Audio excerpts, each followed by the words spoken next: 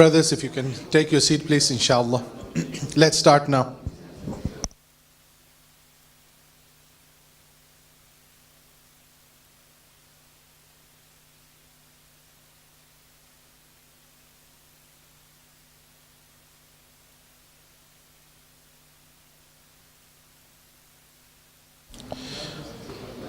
If I can request brothers to sit as close as possible to Sheikh, please. Thank you.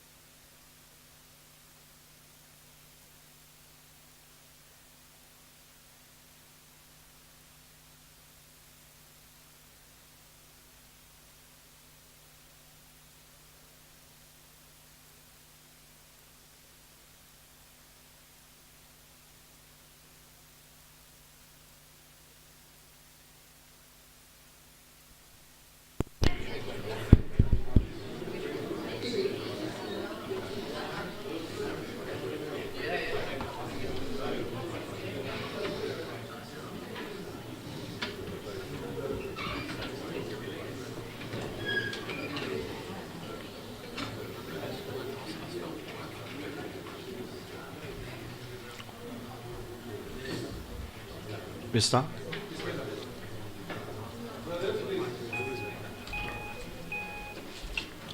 بسم الله الرحمن الرحيم لا حول ولا قوة إلا بالله العلي العظيم الحمد لله رب العالمين وصلى الله على سيدنا ونبينا أبي القاسم المصطفى محمد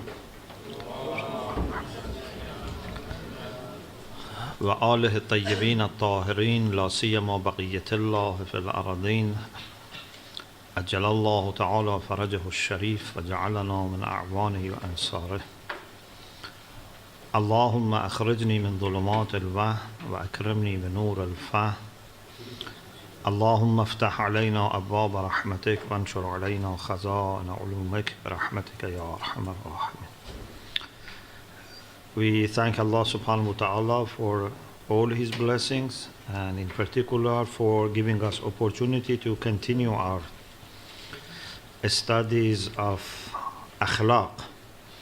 Lesson 15 is about moderation, and this is a very important aspect of Islamic teachings. This affects our relation with other people as well, but first of all, it's something about our relation with ourselves. So it's a personal quality, and this is why we discuss it in this section, because this section is about personal qualities. But for sure, any personal quality would affect our relation with other people, like humility, like truthfulness that we had before.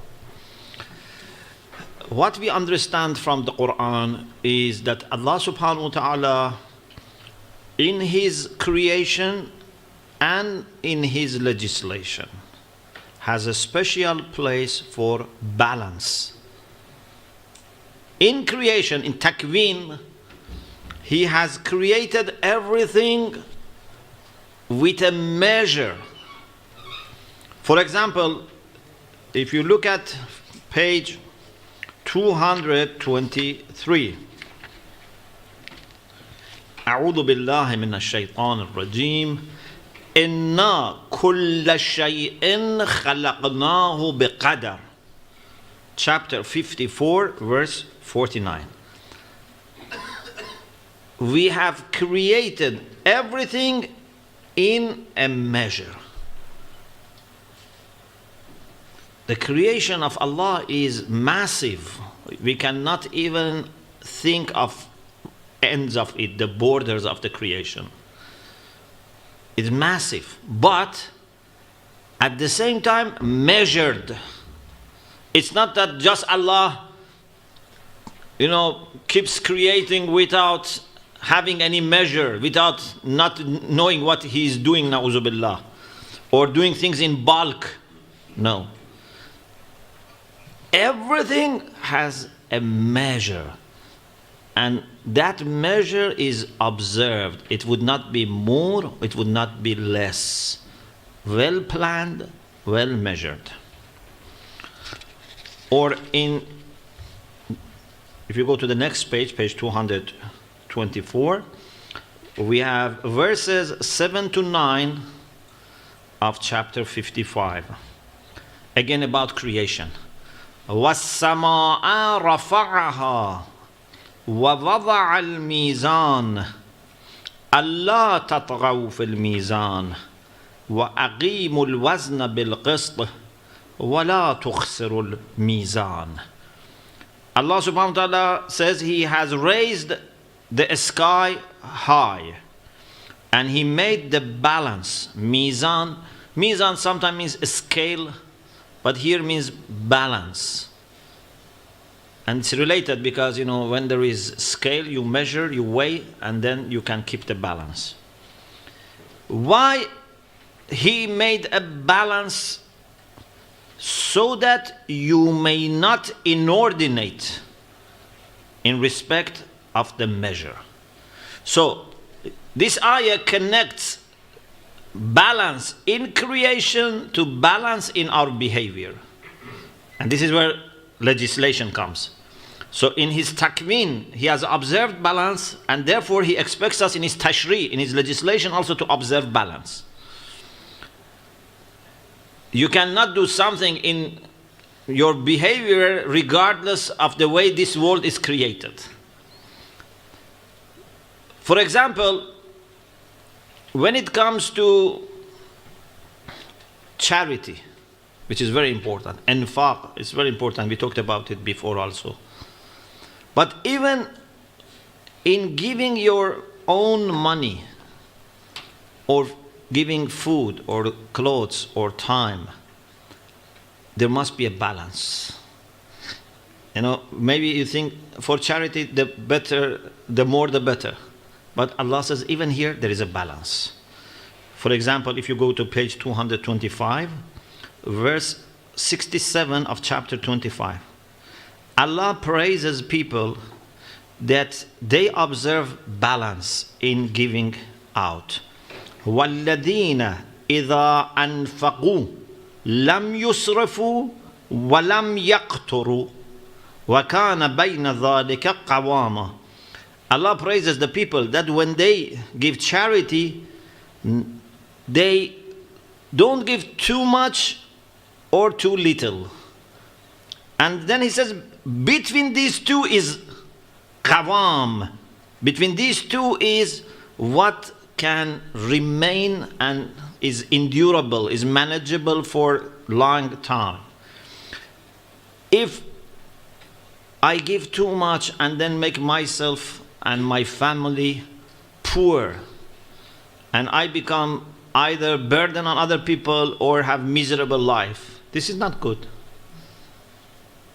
Or if I don't give except very little and keep saving for myself, this is also not good. Neither give too much nor too little. As we have in another ayah, لا تبسط يدك كل البسط ولا تجعلها مغلولة إلى عنقك. Neither open your hand too much so that you give everything, nor fasten your hand to your neck so that you don't give anything. Give the balanced amount. Or for example, in the Quran we have about how we should use our tone. Even in salat, you should not shout or speak very loudly, nor very quiet.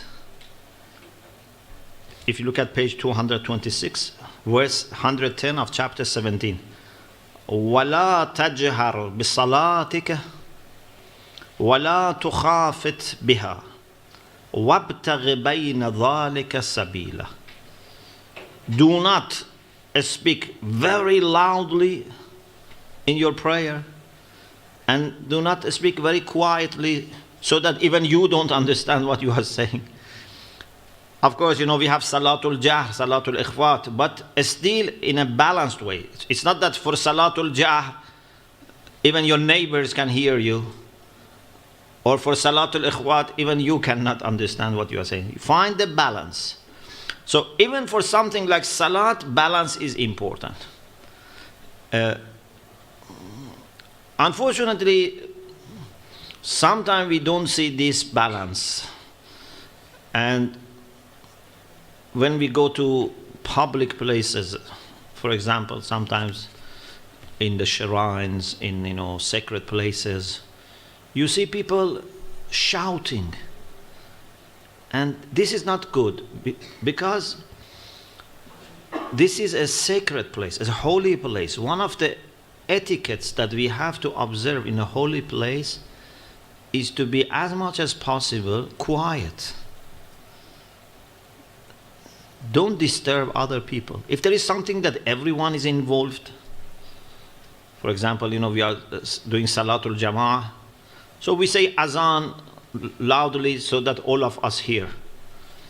But if I am reading dua or reading Quran and other people are doing other things, I should know what is the balance for me in this moment. If I raise my voice as if there is no one else, this would hurt other people, annoy other people. This is not good. Sometimes, people, for example, recite ziyarah very loudly. Sometimes, people say salawat, and then they say the next one even louder, the next one even louder.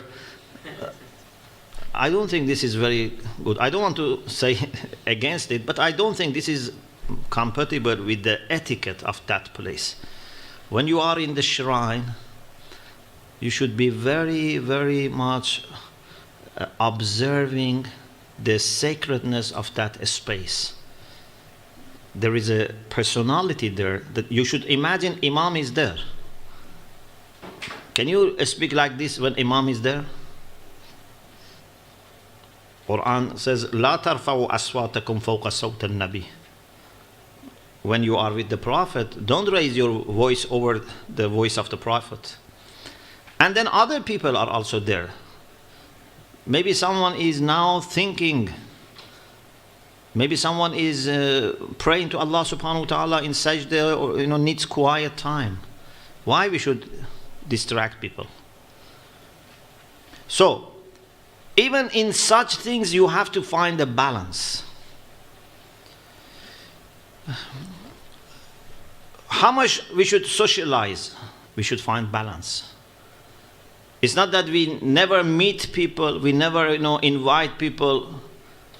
This is not good. But also every day, every night, we go out, we bring guests. So when you want to learn, when you want to study, when you want to focus on your family, you have to find balance.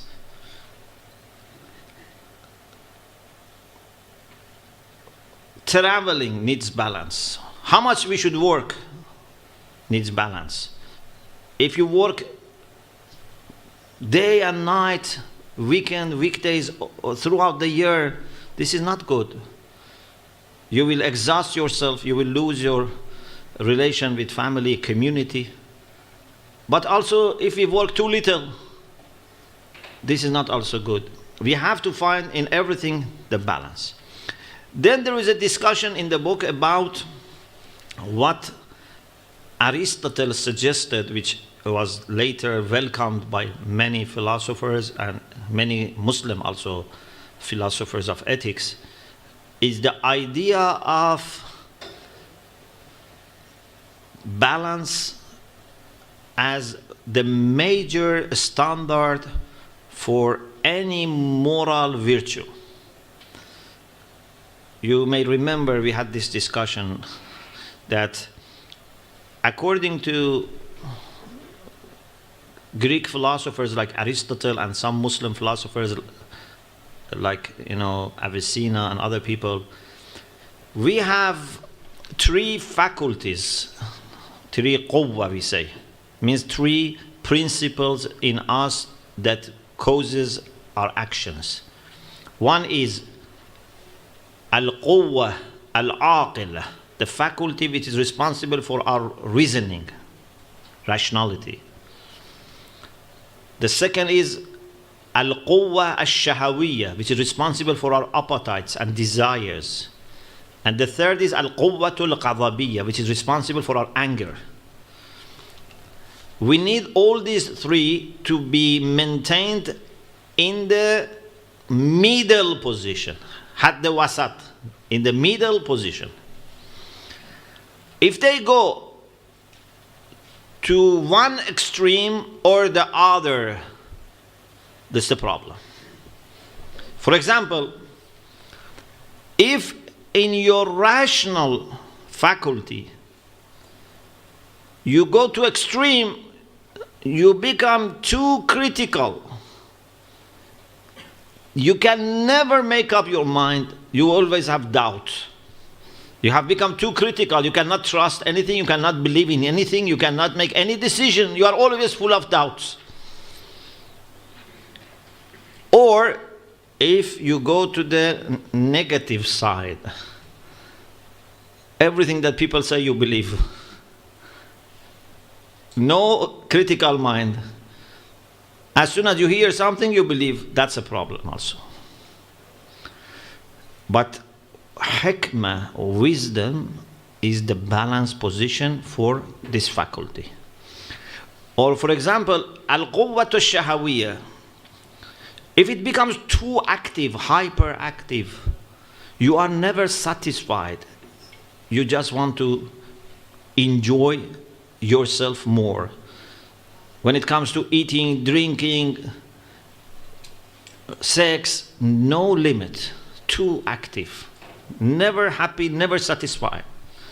Or if it is not active, has no desire for anything, it's again not useful. If you have no desire for food, no desire for anything. Or al-quwwatul qadhabiyya. If someone is very radical in this quwwa, then becomes very aggressive. He wants to fight everyone, always ready for fighting. If you don't say salam, for example, loudly to them, they get angry. If you don't, offer them what they want, they get angry quickly. So there are people who are very quick in getting angry. Or if it goes to the other extreme, there are people who never get angry. People mistreat them, people shout at them, treat them without honor, kill, for example, their family or their nation, they occupy their home. Never they get angry. There should be a balanced position. You should have controlled, measured anger. Not that you get angry and then you lose your control, but you should have a kind of ability to react. So, Aristotle used to say that if you manage to reach balance in al-quwwatul aqila, which is responsible for rational, it's wisdom, hikmah. Al-quwwatul shahawiyya, the balance is iffa, modesty. Afif is the one who observes modesty in every desire. And if you manage to observe balance in anger, then it is bravery, shaja'. Shuja' is brave, shaja' is bravery. Who is brave? Brave is not the one who is always fighting. Brave is the one that when needed is ready to fight. When not needed, he is ready to be silent. Amirul Mu'minin is brave. Why? Because he was able to fight when was needed, and he was able to be patient 25 years when needed. We need this quality. It's different from to be a person who is, a warrior all the time, fights. This is not bravery. Imam Hassan alayhi salam is brave. Why?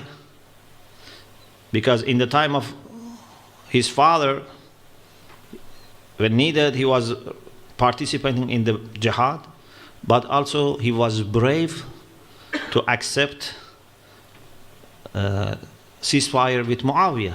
That was a very brave decision. And many people didn't understand that.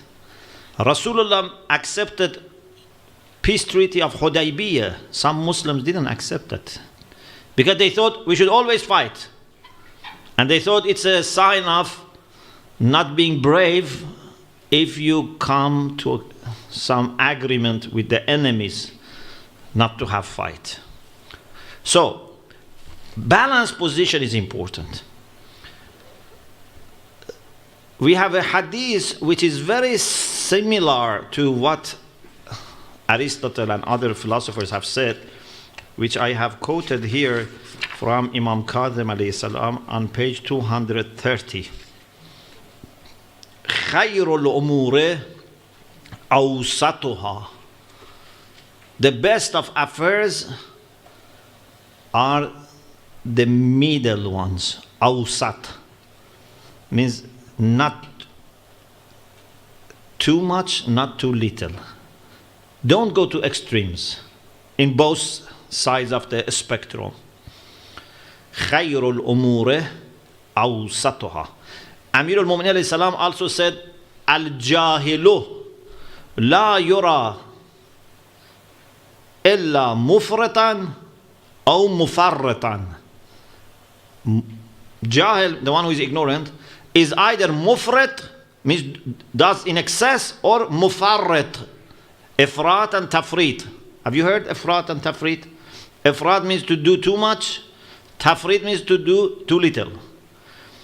Those who are ignorant, they do always either too much or too little. To find the balance needs wisdom.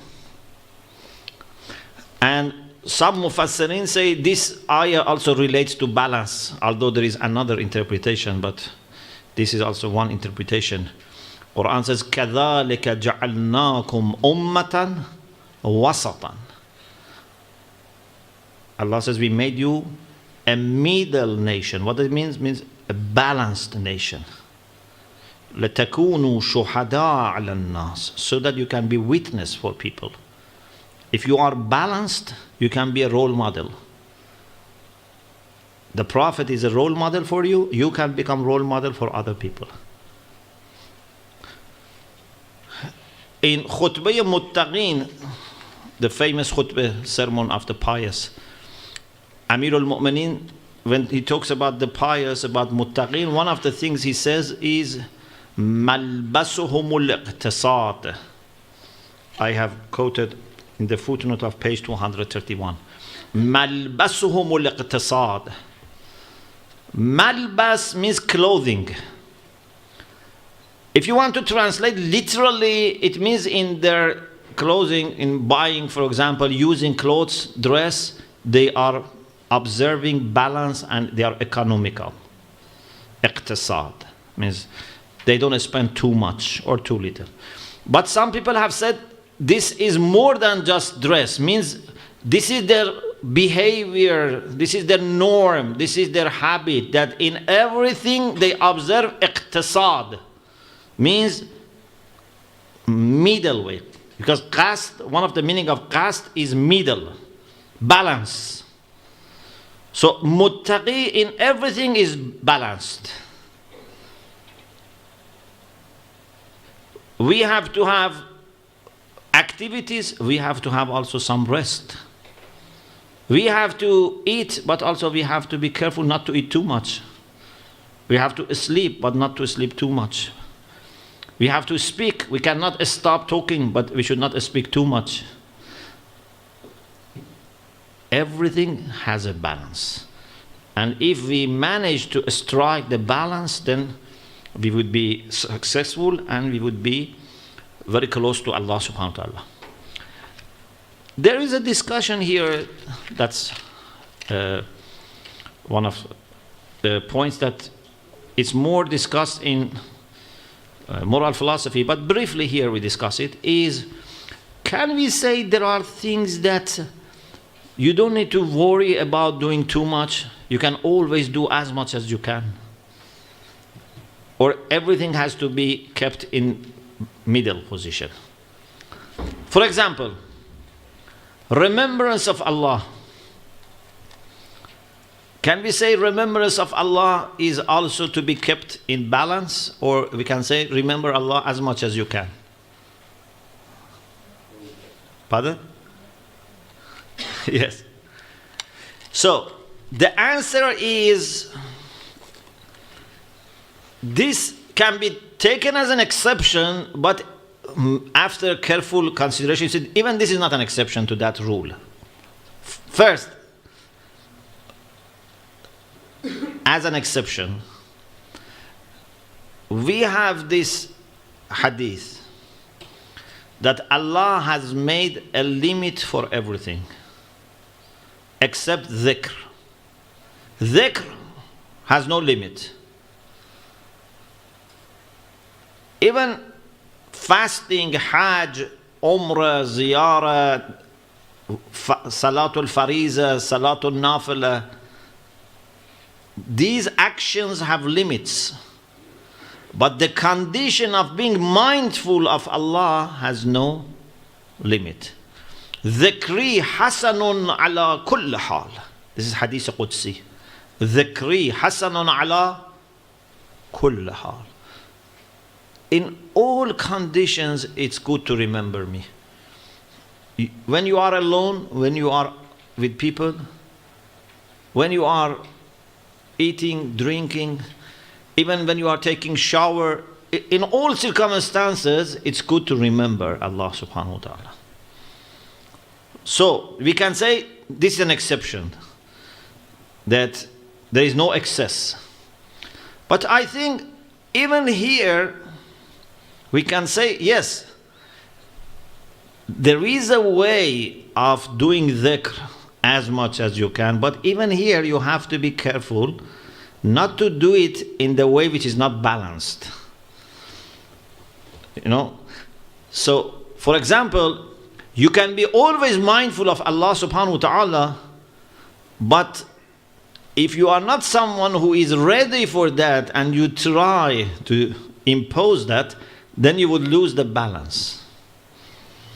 So, it's possible. رِجَالٌ لَا تُلْهِهِمْ تِجَارَةٌ وَلَا بَيْعٌ عَنْ ذِكْرِ اللَّهِ. There are people that nothing make them forget Allah, even when they are buying or selling. But if you are not ready for that, and you try to impose it on yourself, then you may not be able to do justice to your job. So now you have to talk to people, and then you may not show them enough attention because you are not able to have zikr of Allah and attention to people. Or you are selling something because you are not able to have both, then maybe you sell them less or too much. And it's not always your money, sometimes it's someone else's shop that you are working there. So, in principle, yes, it is possible that you be always trying to remember Allah. Udhkurullah dhikran kathiran, as much as you can. But you have to be careful. You need to do even this in a measured and balanced way. Give everything its due right. Do justice to other tasks and responsibilities. Train yourself for that. If you rush, if you are not prepared and impose it on yourself, then even this can become problematic. So this is also a point that we want to discuss here.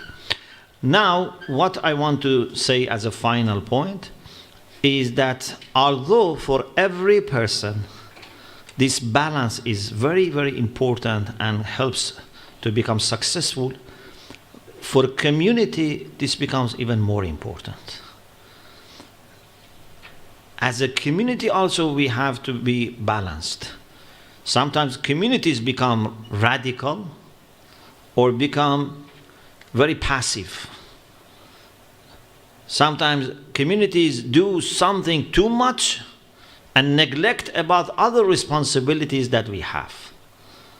So for community also it's very important that they always monitor their policies, their activities, and measure them with our priorities and find where they stand. Maybe now is the time we do certain things more, or we do certain things less. Maybe we need to be more efficient in using our resources. Maybe we should be more active in working in some areas. So it's very important, and also here you cannot expect all communities to do the same. It depends. For example, if you are a community which you have more youngsters, more young children, you have to consider this and maybe do certain things more than communities that are more aging people, and then less of something that those people who are more aging communities must do. Or based on where you are. Are you in a Muslim land, in a non-Muslim land? Sometimes you have to measure. Maybe if you are in non-Muslim land, you have to do more activities for reaching out, more activities to establish harmony and cohesion with the public. If you are in an Islamic environment, then that's easier. If you are surrounded with Muslims from other sects, for example, again, this is bringing new dimension. So a community also must be balanced, not only individuals. But if as individuals we try to be measured and balanced, inshallah, when we become active members of community and we undertake responsibilities, this can be also shifted to the community. I pray to Allah subhanahu wa ta'ala to enable all of us to achieve all the virtues, and in particular we ask Allah subhanahu wa ta'ala to give us wisdom and balance, because if we have these two, then inshallah we can sort out many other things. May Allah give all of us inshallah wisdom and balance. May Allah include us among the people who resemble Ahlul Bayt by having good traits of character. May Allah include us among the people who prepare for the coming of Imam Mahdi Ajjalallahu Ta'ala Farajahu Sharif. Alhamdulillah Rabbil Alameen. صلى على محمد وآل محمد. Hassan Sheikh. Yeah. Any questions, please?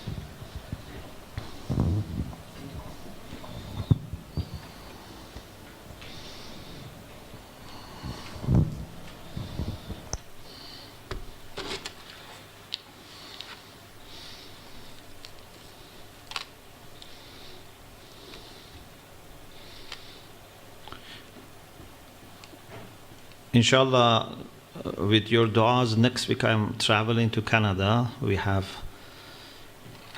a 6-day program in Edmonton, and it's planned by a group of Shia and Christians. For more than a year they have been planning. So inshallah, pray that we would be successful. So I will not be here next Tuesday. We are arranging with the brothers a plan that either other teachers would teach or something like that. So I'm sorry that I'm not here, but inshallah pray that I would be able inshallah to do justice with inshallah those events. Inshallah. Yes.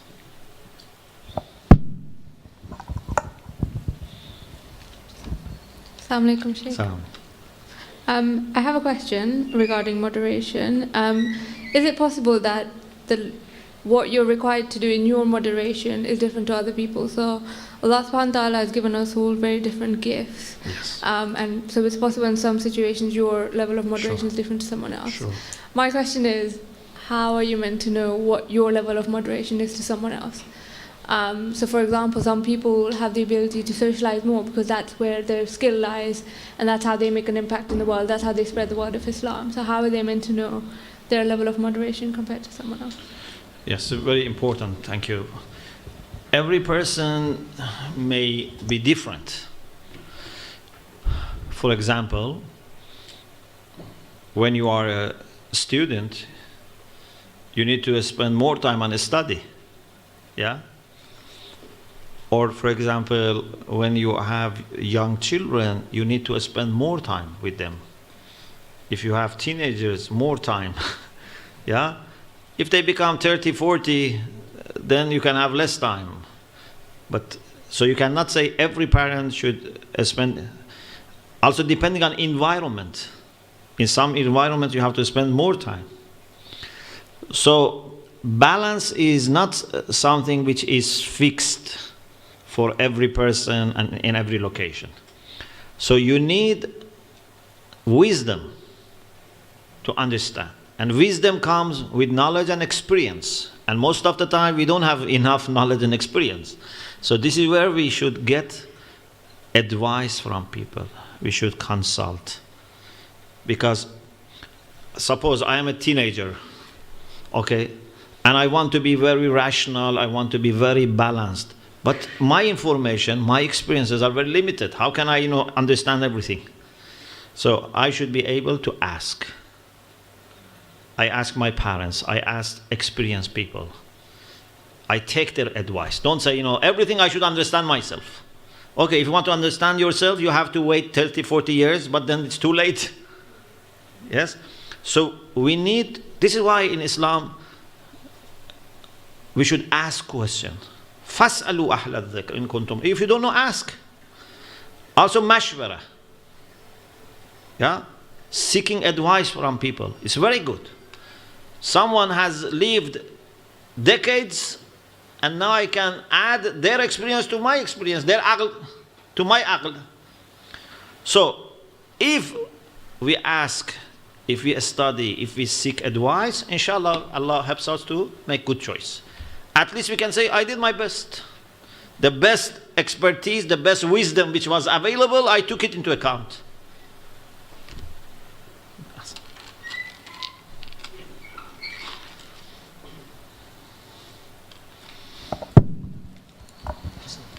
Assalamu alaikum. Assalamu alaikum. Sheikh, I was wondering if this practicing moderation can lead to, for example, the motivation to excel in anything. For example, if we are desirous to, it may not be a practice, but maybe desirous to fast or extra fasts, or for example to wake up for salah in the morning, or in matters like that. How would it be something that can perhaps demotivate one from stretching oneself, do you think? And how does one maybe try to achieve more whilst maintaining moderation? Yeah, thank you. It's a good question. Moderation is different from living comfortable life. Moderation means you do as much as you should, not more, not less. Some people definitely, to do the balanced amount, they need to stretch themselves. Actually, most of us, we don't do enough of good things. Yeah. For example, if we are talking to 100 people, how many of them are giving too much charity? Most of people don't give enough. Yeah? How many people are doing too much ibadah? Maybe 1 in 100 is doing too much. Normally the problem is we fall short. Yeah? So moderation is not necessarily being satisfied with what you have, or being not active. Moderation is find out what is the balanced measure and try to reach that. If by any chance you are doing too much, reduce it. Normally, we do too much in things which are not productive. For example, too much sleeping, too much, I don't know, playing, too much eating. These type of things, we should bring it down. But too much contemplation, I don't think we have that many people who do too much contemplation. Too much Salatul Layl, I don't think we have that many. Too much they visit their parents. How many people too much visit their parents? Yeah? So, we have to find a balance. If needed, stretch yourself.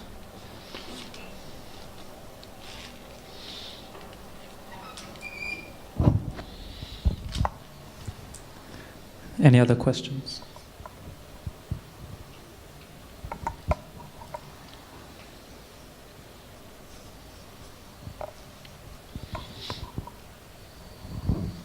Assalamu alaikum. Assalamu alaikum wa rahmatullah. You mentioned the word kist. I came across that ayah in Surah Araf, ayah 29, where it says, قُلْ أَمَرَ رَبِّي بِالْقِسْطِ وَأَقِيمُوا وُجُوهَكُمْ عِنْدَ كُلِّ مَسْجِدٍ وَادْعُوهُ مُخْلِصِينَ لَهُ الدِّينَ كَمَا بَدَأَكُمْ تَعُدُّونَ. Can you expand on that and how the balance for the following ayat? That, I think, that is qist. Yeah. What I said was qast. Oh. Is different. Qast is with sad and dal. This is qist. Qist means social justice and equity. I can reflect on that ayah, but I think it's different from that concept. So you want me to reflect on that ayah? Or? If you can. Yeah, so if you read it again. قُلْ أَمَرَ رَبِّي بِالْقِسْطِ بالقسط. Yes. وَأَقِيمُوا وُجُوهَكُمْ عِنْدَ كُلِّ مَسْجِدٍ وَادْعُوهُ مُخْلِصِينَ لَهُ الدِّينَ. Yes. So tell them my Lord has commanded to observe qist, social justice, equity. You know, all the prophets and messengers came to help us establish qist.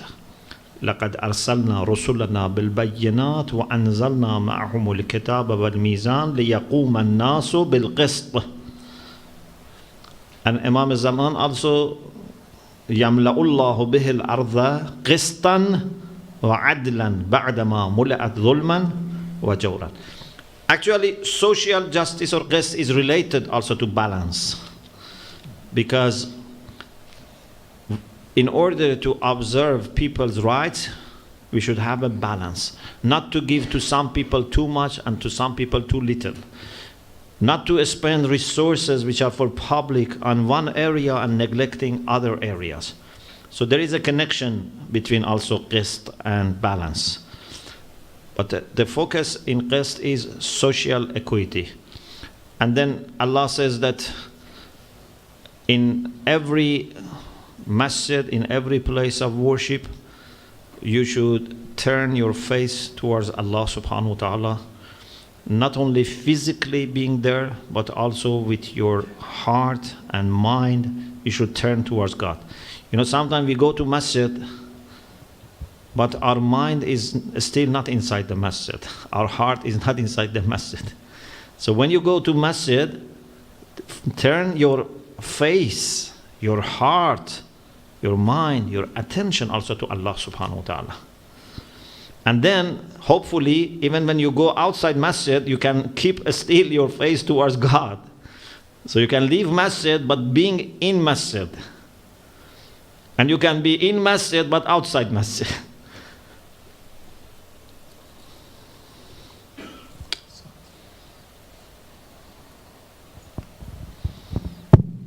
I think we have time for one more question, if anybody wants to ask. Yes.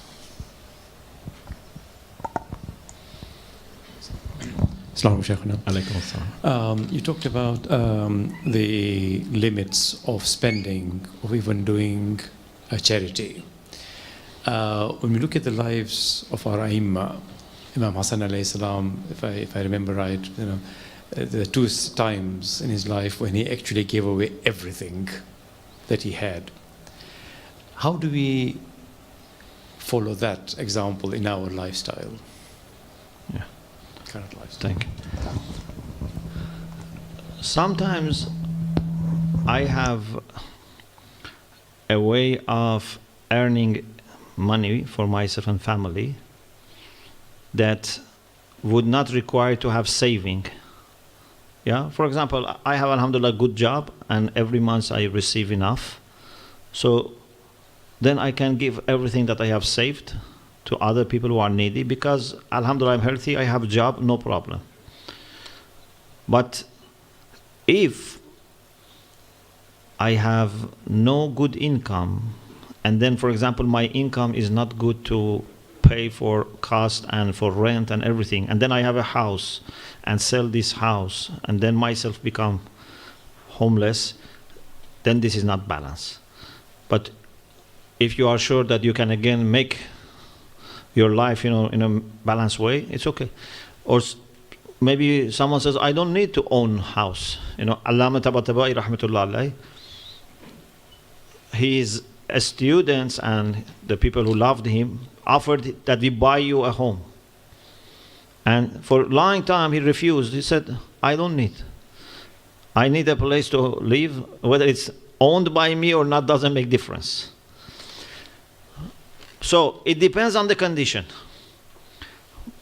I say at least from our extra, from our saving, we should give. But if you're going to suffer and then would not be able to meet your costs, you are not expected. But Ahlul Bayt were in a very high position. For example, we are not expected to give everything. But for example, يُطْعِمُونَ الطَّعَامَ عَلَى حُبِّهِ مِسْكِينًا وَيَتِيمًا وَأَسِيرًا. They were able to stay without food and give to other people. But we are not expected to be like that. At least we say, share what you have. Especially if other members of the family are not on the same, page. Yeah, I can choose very simple life, but I cannot expect my wife also to be happy with that. So if you want to do zuhd, do on your part, not on everyone part, or your children. Because sometimes if we don't explain these things and don't make them ready, they actually may start hating. Why our father is giving everything out? They start hating even infaq. So it's important that we prepare them so that they also say, Father, please give out. But if I decide to have a simple life and force on them this can be also a problem.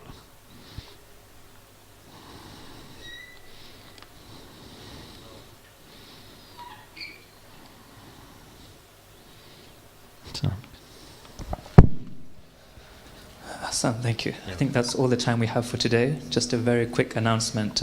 If anybody did sit the Aqaid exam and didn't get an email response today with their results, most likely we don't have your correct email address. So if you could just check that with either myself or Brother Ashik sitting at the back, then we can make sure we send out the results. And for some of the exams, there was some feedback with comments as well. We can do that. So thank you very much, Sheikh, for the talk. If we can end with a salawat ala Muhammad wa ali Muhammad.